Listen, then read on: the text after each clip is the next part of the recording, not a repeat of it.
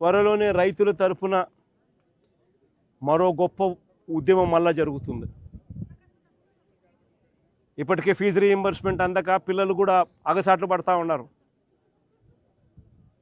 వాళ్ళ తరఫున కూడా పోరాటం చేసే పరిస్థితులు దాదాపుగా ఫీజు రీయింబర్స్మెంట్ ఈ డిసెంబర్కి వస్తే 8 క్వార్టర్స్ ఫీజులు కూడా ఇవ్వాల.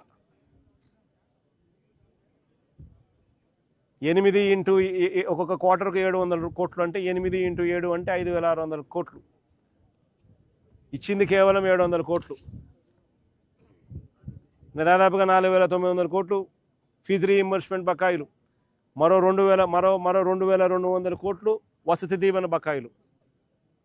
ప్రతి ఏప్రిల్ 2024, ఏప్రిల్ 2025లో ఇవ్వాల్సిన వసతి దీవెన బకాయిలు రెండు కలిపితే దాదాపుగా 6,000 చిల్లర కోట్ల రూపాయలు.